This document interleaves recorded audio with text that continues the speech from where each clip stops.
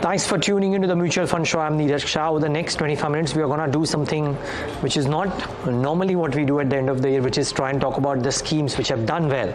But let's try and talk about underperformers and what is it that schemes which have not been able to do well in the last 12 months, is there a chance that there could be upsides there? Are those themes per se suited for investing in as a category? For example, large caps. Are large caps good to bet on? And if so, what is it that and where is it within that you bet on and why? I think we'll talk about all of this over the next 20-25 minutes.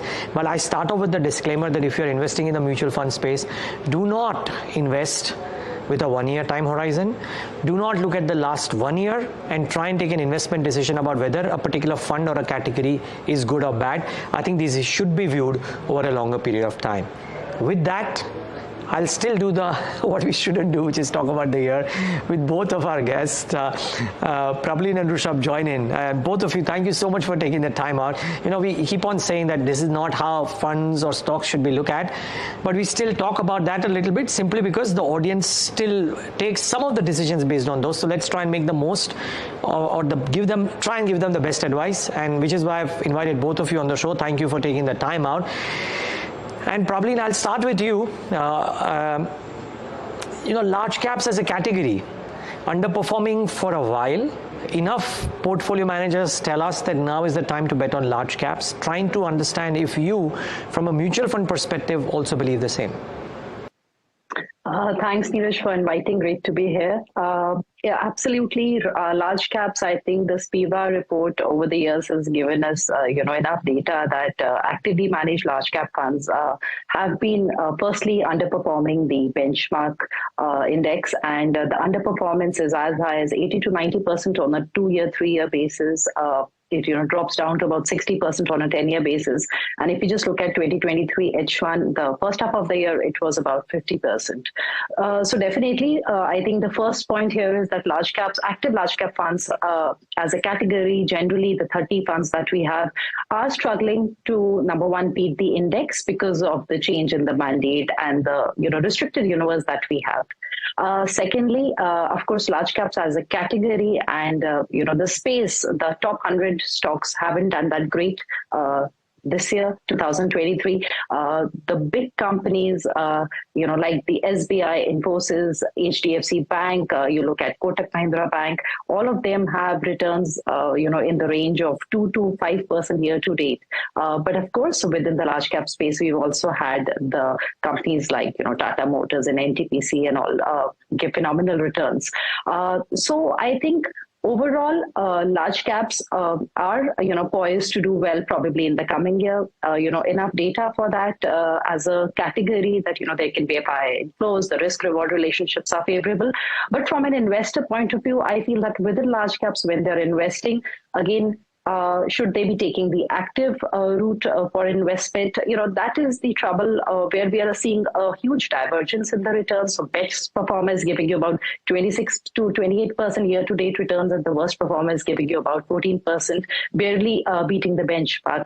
So I think that is something that, Neeraj, investors have to start thinking about, that going forward, post the recategorization that was done, it's almost been 5 years, what is more apt for their portfolios, and if they're currently holding large cap funds, active large cap funds, should they exit or should they, stick to them, because they are again following very diverse strategies.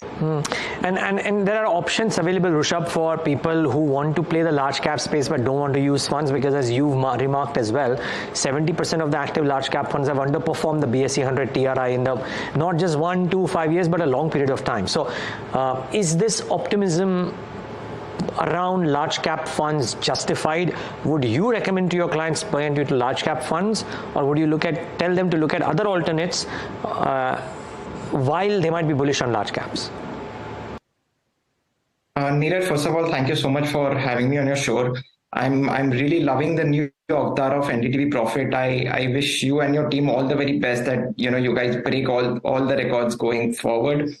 As you correctly pointed out, and as Prableen also explained it quite well, that yes, large cap active large cap funds are definitely struggling. I pulled out some data, 70% or close to 70% of active large cap funds have underperformed BSE 100 TRI index over 10-year period. So 10-year is actually a very long period of time. Although we have been seeing that large caps have started to do well in 1 or 2 years time frame, but it's still not justifiable, that is such a long tenure in that space has to underperform. So there are two things, Neeraj. One is that underperforming the benchmark and large cap as an overall market cap not doing well compared to mid and small caps. So we have seen over the past 1 year that mid and small caps have rallied tremendously. Comparatively, in terms of price and valuations, large caps have not performed well. So I feel going forward, large caps has very good upside potential compared to mid and small caps. But when we look at underperformance, right, like not giving outperforming returns compared to the benchmarks, active large caps are definitely struggling. As Praveen also mentioned that the universe is also limited. There are only top 100 stocks. Also, I would like to add two more points. The reasons for underperformance is that, there can be low portfolio churn. We have seen a low portfolio churn in the large cap space. And also over the past 3 years, growth strategy has underperformed as well. So combination of all of this has made active large cap funds not to generate alpha or outperformance. I think in my view, this is a good time to look at passive large cap funds, which is the Nifty 50 Sensex plan, and also one more space which has come up over the past few years is the smart beta segment. Now there is some insightful data what I pulled out. The smart beta indices. I took out the 10-year daily rolling return of smart beta indices since their inception, right? So over the inception period, on a 10-year daily rolling basis, smart beta indices have delivered anywhere between 13 to 16% returns, okay? Compared to Nifty 50, which has delivered anywhere between 11 to 12%. This I'm talking at an average level. Now, if you see the outperformance strike rate also, the smart beta indices, particularly the large cap smart beta indices, has given close to 100% outperforming strike rate compared to Nifty 50. So in my humble opinion, I think I'm currently not recommending any active large cap funds to my clients at this point of time. Investors can look at Nifty 50 or Sensex plan. Also, smart beta can be a great product just to give a little edge, in terms of if someone wants alpha or outperformance. But again, smart beta will perform in cycles, so there is no guarantee, that the past performance will be the same. But historically, what we have seen that smart beta outperformance strike rate has been phenomenal, anywhere between 90 to 100%. So either traditional plans, index plans, or the smart beta products in the large cap segments is something what investors can look at. Okay, so it's a straight no from Rishabh. Probably just wondering the other aspect, therefore, of a large cap funds is that what should people do who might be existing investors, let's say, in large cap, some of the large cap funds and which are underperformers. So two-part question to you, Praveen. First, Franklin India Blue Chip, PGM India Large Cap Fund. Let's think about a perspective of somebody who's invested in these funds. These are amongst the top underperformers. The rates change every single day. The last time that we pulled out this data, these were amongst the top underperformers. What should people do with funds like these? Right, Neeraj. So I'll answer this in three parts. The first part is being that within the active large cap space or any active space, in fact, there will be a philosophy which the fund manager or the fund house follows, and that will only work in cycles. There was a time, in fact, from 2017, 18, 19, when HDFC Top 100 was really lagging the space and in the space, and we were seeing Axis do phenomenally well, and the tables turned in. Of course, we are seeing a huge lag here by the Axis funds, and HDFC Top 100 today is amongst the top performers within the large cap. So number one, that investors need to decide, do they want to stay within the large cap active space? If they want to, then comes the question if they need to stick to their own fund. But I think for any investor who has a 10-year plus horizon, being in this space and actively worried about, are you in the best or the worst worst performer. I would agree that, going the index way within the large cap space is a cleaner strategy. Having said that, now, let's look at Franklin Blue Chip. Franklin Blue Chip in particular, I think had a little bad, innings with too many, the fund manager changes. 2019, we saw Mr. Anand Radhakrishnan move out. 2021, we saw Roshni Jain move out. And since last 2 years, Mr. Venkatesh Sanjeevi has been managing this fund. It's a 30-year-old fund. It's one of the oldest funds in the industry. But again, within a broader framework of the fund house, every fund manager comes with his philosophy. And his philosophy, Mr. Sanjeevi's philosophy, has been slightly more growth-oriented. And that's how he started moving the overall portfolio towards the growth stocks. And, there were exits like Coal India and NTPC. These holdings were exited by the fund, which have actually done so well because we've seen value investing actually do better in the last 2 years. So for somebody who is already invested, I feel then give time because he's just, started managing this fund for the last 2 years. Growth strategy hasn't worked. So if you want to continue with this fund active, within the active space, then I think, Neeraj, another year, especially, going through the cuts in the interest rate cycle, I think that is really important, giving the fund that kind of a time. Praveen, sorry, just a quick follow-up and we need to slip into a break after that. But should people stay invested in a fund, in a large cap fund in the first place? And within that, if so, are there better choices within that universe relative to this underperforming fund? That's my question. Let's assume the viewer doesn't know whether she should stay invested in Franklin or no, and is wanting to know what are the options. Yes, I would say continue to stay invested till the time, we are seeing the reversal in the interest rate in terms of interest rate cuts. Give it another year and a half. If it's still underperforming, exit. And overall, should they be in the active large cap space? I feel that if you've not invested in the large cap, it's of course a category to be in. But going forward, 10 years plus horizon, choose a passive fund, definitely. Okay, and then that's the larger advice. Sorry, Rishabh, just before we take that break, but Rishabh, we need to slip into a break. So quick 30-40 second answer. PGIM is the other one as well. You may have a view on the Franklin fund as well. But I know your overarching views don't be in large cap funds, even though you might be bullish on large cap. So if somebody's invested here, should she or he exit these investments? See, PGIM is following a growth-oriented strategy, Neeraj, and we have seen growth-oriented strategy underperforming over the past 2 to 3 years, right? So if they are in profits at this point of time, right, and if they have crossed over a year, I think just exit and switch to a traditional passive fund or a smart beta fund in my view. But if they have not crossed a year, and if they have just invested, say 6, 7, 8 months or so, and if they are not in profits and so just wait for your fund to come in profits and wait for the fund to cross the 1 year time frame and exit and switch to a passive fund. Okay, viewers, for some of you who are invested in these or some others, but essentially these two funds are the large cap category, I believe you got some advice from both our experts. There seems to be a consensus or near consensus in most aspects. Could that be the same in Flexi cap? I think that's the other category that we talk about on the other side of this very quick break. Stay tuned to NDTV Profit.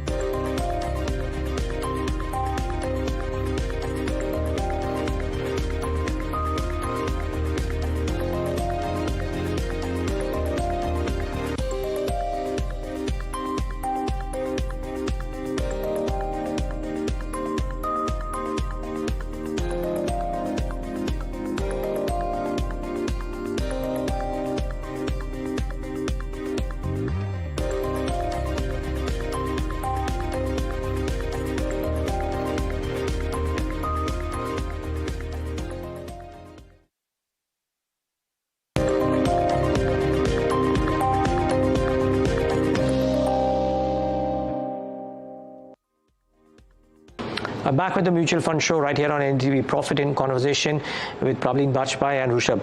And it's interesting because about a 12-month ago period, Rushabh, I'll start with you on this.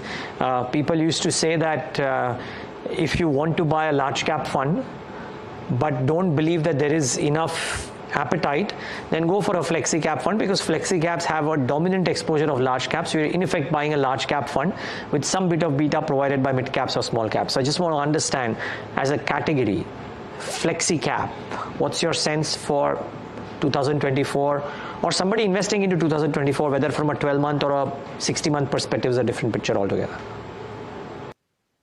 Neeraj, I think you correctly pointed out, like many flexi cap funds are inclined towards, more inclined towards the large cap space. Through this channel and through your medium, I would like to really urge, the fund managers and the AMCs that, flexi cap funds really need to be true to their label, that's the reason why we have multi-cap as a category now. But, comparatively, if you see, flexi cap as a category has done fairly well.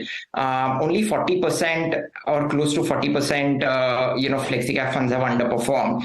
Now, the beauty of flexi cap is that, they can invest not only in India, but abroad as well, say like Parag Parikh Flexi Cap Fund, which has the liberty to invest in the US markets as well, right? So in my humble opinion, I think flexi cap funds would be well suited, especially true to label flexi cap funds would be well suited, for investors who are a little bit on the high risk side and have a longer time horizon. But specifically for 2024, I mean, see, we all advise, go do long term. But specifically for 2024, I think because mid and small caps have rallied quite a lot, I think 2024 would be the year probably for the large cap segment to do well. So I think, again, don't choose a fund just because, it's inclined towards the large cap space or something, because flexi caps do have growth oriented strategy, value oriented strategy as well, right? And so it's very important to match the fund and the fund style with your risk and your time horizon as well. So in my view, flexi cap is still a very, very good category. I'm very much recommending flexi cap funds at this point of time.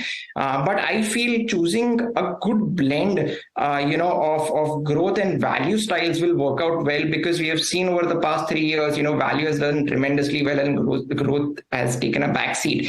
Probably going forward, when the Reserve Bank of India starts to cut the rate, probably growth strategy might pick up going forward. So I think having a good fund, good AMC, good having a good manager is very important, but at the same time having growth and value both in one's portfolio is also very important. But I must say, over the last 10 years, if you just look at what some of the schemes in the flexi cap side have done, a good percentage or a decent number of schemes and the well-known schemes have been able to do reasonably okay on the XIRR or the CAGR front.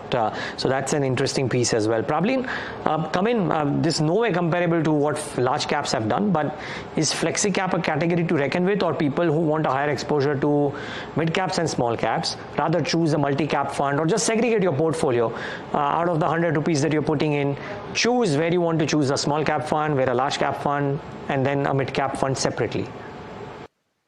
I think, Neeraj, we are at a time where any portfolio should be a mix of active and passive strategies. And if I have to construct a portfolio, I would choose a passive fund from the large cap and the mid cap space mostly, and club it with a flexi cap or a multi cap. So flexi caps as a category, I think, is very relevant, and it can actually complement a passive strategy from the large cap space, because there is no scope for value investing in indexing strategy. So I think flexi caps definitely are a great category. But if you start comparing the returns, I feel as compared to the benchmarks, the Nifty 500, I feel it would be hard for even the flexi cap funds to beat the benchmark, though they have a great potential as a category. They have the flexibility, but as Rushabh also mentioned, you've mentioned that majority of them are large cap tilted. So I think rather than having an active large cap and of course a flexi cap, which is again an active strategy, I think you should have one. So choose a flexi cap and I think complement with a passive strategy from the large cap space, and I think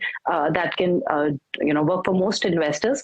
And as far as the underperforming funds are concerned, Neeraj, I feel that, it's the one line answer is that the growth strategy hasn't worked, value investing has worked, and that is why we are seeing the huge divergence, in the returns, and decent funds have really been beaten down in the last 1.5 to 2 years. Okay, so then since there is a bit of a consensus, Flexi Cap as a category may do well. Pragvi, let me come to you first. What to do with some of those underperforming funds? There is no rule that what is underperforming will continue or will bounce back as well. So if you looked at these schemes closely, and PGIM features there too, but UTI, PGIM, Axis amongst the top underperformers for 2023. Somebody's invested here. What to do if somebody wants to take advantage, wrongly I might add, that because these have underperformed, they might start outperforming. What does one do? If you're already invested, Neeraj, I feel that, have some more patience, give another year, I would say, give 2024 to your funds, all the three funds, in fact. And if they still continue to lag the benchmark and the category average, then definitely there will be a strong case to exit. But I think at a time when we know that there is, interest rate rise, the Federal Reserve's movement, we know the, geopolitical risk, everything, we absolutely know that the growth strategy didn't work. So at a time, exiting these funds, which totally thrive on that philosophy, would, I think, be harsh. Give them another year, and I think it still doesn't perform, then definitely UTI, Flexi Cap, PGIM India, and Axis, I think there will be a case to exit all three, but after another 12 months. Okay, probably just very quickly, quick 30-second follow-up. Why another 12 months? You would have made that argument maybe 6 months ago that let's wait for another 6 months and see, and it would have worked. So why this period of 12 months? Neeraj, because I think we are already at the peak of the rising interest rate cycle, and from here we may see some reductions in the interest rates, and growth strategy is something that may actually start working. We may see the return of FIs in the coming year, and a lot of these funds have these large cap stocks which have not performed. For example, Avenue, Mats, and then we have the HDFC Bank, and so many of these TCS, Infosys. So I feel that the quality of the holdings is not bad. There is quality, in the holdings of these funds, but overall there has been no movement, and they've struggled. So I think there is some case, for another year of patience. Okay, Rishabh, are you being as kind? Neeraj, actually, all three funds are good in my humble opinion. All three funds, are following growth-oriented strategy, and that's the pure reason why they have underperformed, is mainly growth has underperformed. Now, actually, I just want to add in one more point here, Neeraj. See, we all talk about exiting funds, not doing well. I think the key is to diversify well, if I minus the large cap as a category, right, and if I just take Flexi Cap as a category as well, what I would do is probably invest, 50-60% into Flexi Cap category, 20-25% into pure mid caps, and 20-25% into pure small cap. That is the best way to, mitigate your risk also and have a good diversification in your portfolio. That's the only way you can minimize, you can't completely avoid underperformance. That's the way you can minimize the underperformance from an overall portfolio level. So rather than, kicking out funds from your portfolio, if the fund, is managed by a good manager, backed by a wonderful team, right? I think, diversification is the key over here, to minimize underperformance at a portfolio level. So have separate funds, have Flexi Cap funds, have pure mid cap and pure small cap funds as well. That will really help, investors minimize, the underperformance risk from a long-term point of view.